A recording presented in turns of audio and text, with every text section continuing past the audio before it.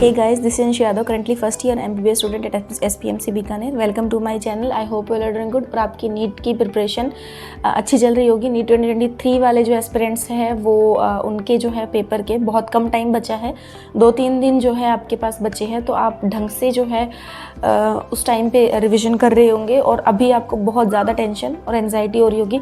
तो देखो, ये वाला जो वीडियो है ना, एक्चुअली ये मैं उसी पे बना रही हूँ कि टेंशन के मारे या फिर कि ज़्यादा एंजाइटी जो है आपके ऊपर हावी होकर आपका पेपर जो है वो बिगाड़ सकती है। आपने जो भी 2 साल में मेहनत की है वो पूरी आपकी ख़राब हो सकती है इस ओनली ज़्यादा ओवरथिंक करने की वजह से।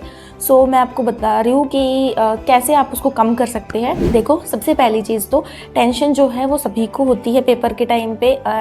मतलब बहुत ज़्यादा स्ट्रेस होता है, क्या होगा पेपर में, कैसा पेपर आएगा। नीट का पेपर है जिसके लिए आपने बहुत मेहनत की है, बट इम्पॉर्टेंट बात ये है कि वो पेपर भी वैसा ही आएगा जैसे आपने बहुत सारे मॉक टेस्ट अटेम्प्ट किए हैं। सच्ची में वो पेपर वैसा ही आता है, बस हमें मन में होता है कि कैसा पेपर आएगा। कोई भी एक सब्जेक्ट जो है वो थोड़ा टफ आ सकता है, जैसा हमेशा से ट्रेंड फॉलो हुआ है उसके बेसिस पे मैं बोल रही हूँ, बट वो जो आएगा वो सभी के लिए टफ आएगा ना, तो उसके हिसाब से उसकी कट ऑफ जाती है।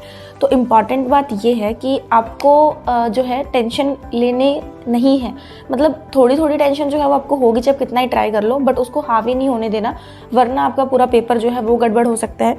पेपर के टाइम पे जाके वहाँ पे एग्ज़ाम हॉल में अगर आपने टेंशन ले ली, रिलैक्स नहीं रहे आप, सो डेफिनेटली आपका पेपर गड़बड़ होगा। ना आपका पेपर टाइम पे कंप्लीट हो पाएगा, ना आप क्वेश्चंस को ढंग से पढ़ के अपने बेस्ट आउटपुट अपना 100% दे पाएंगे। सो आपको टेंशन जो है बिल्कुल नहीं लेनी है। अब पढ़ते पढ़ते ना, अभी जैसे आपको रिवीजन में अपना टाइम देना है, आपको पता है, तो पढ़ते पढ़ते रिवीजन करते करते, क्योंकि है ना, अब क्या है, वो वाला रिवीजन नहीं आराम से बैठ के आप 2-3 घंटे लेके किसी चीज़ को पढ़ रहे हो, वो वाला रिवीजन का टाइम तो है नहीं। आप बहुत ही फास्ट टाइप के रिविजन कर रहे होंगे, मतलब 1 घंटे में 2 चैप्टर, 1 घंटे में 1 चैप्टर, या फिर NCERT रीडिंग कर रहे हैं, फटाफट से हाईलाइटेड पॉइंट देख रहे हैं, तो उस चीज़ में आप फोकस कर रहे हैं। तो इस टाइम पे क्या होगा कि आप जल्दी जल्दी पढ़ेंगे ना, तो आपको अचानक से टेंशन हो सकती है। आपको जब भी आपको पढ़ते टाइम भी अभी ज़्यादा ओवरथिंक आप कर रहे हैं, तो क्या करो, आप अपनी फैमिली के पास बैठो। डेफिनेटली सिर्फ वो ही एक ऐसे लोग हैं, मतलब कि फैमिली के पास बैठ के ही आपकी टेंशन कम हो सकती है। मतलब मेरे खुद के पेपर के टाइम पे, पेपर से 2-4 दिन पहले इतनी ज़्यादा स्ट्रेस थी, बट क्योंकि सिर्फ आप घर वालों से अगर बात करोगे ना, अगर आप बाहर हैं, कोटा में है या फिर कहीं और आप कोचिंग कर रहे हैं और अकेले हैं, तो कॉल पे डेफिनेटली बात करो। ये मत सोचो अगर आपकी प्रिपरेशन अच्छी नहीं है और आप फ़ोन नहीं करना चाहते घर पे, ऐसा बिल्कुल मत सोचो। आपको डेफिनेटली घर पे बात करते रहना है। इन 2-4 दिनों में आपको घर पे कॉल करनी है, मतलब जब भी आपको टेंशन हो ना, आप घर पे कॉल कर लो। उसके अलावा आपको कुछ नहीं करना, फ़ोन देखने में, बाहर जाने में कोई टाइम वेस्ट नहीं करना। घर पे कॉल करके बात करो, या फिर अगर आप घर पे, आपके पेरेंट्स आपके साथ है, तो उनके साथ बैठ के और डिस्कस करो, उनके साथ बैठ के रिलैक्स हो जाओ। ज़्यादा पेपर के बारे में नहीं सोचना, वो भी आपको एकदम वही है जो आपकी टेंशन दूर कर सकते हैं। दूसरी चीज़ ये है कि आपको जो है ना, मतलब पढ़ते टाइम पेपर के बारे में इतना ज़्यादा सोचना ही नहीं है। पढ़ते पढ़ते क्या होता है कि हम सोच रहे हैं कि पेपर कैसा आएगा, ये दिमाग ऐसे थॉट आ गया, आपको उस चीज़ को एकदम स्किप कर दो।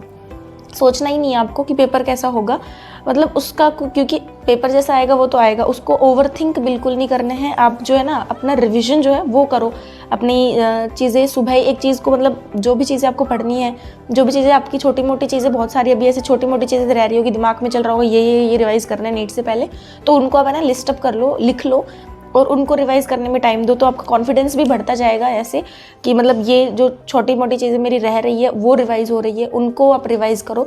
ओवरथिंक करके कुछ नहीं होगा, नहीं करनी है ओवरथिंकिंग, मतलब टेंशन होएगी, थोड़ी थोड़ी होने दो, चलेगी, बट ज़्यादा अगर कर ली तो ये सोच लेना कि पेपर ख़राब हो सकता है टेंशन की वजह से। बहुत सारे लोगों का पेपर ख़राब हो जाता है, तो वो आपको नहीं करना है।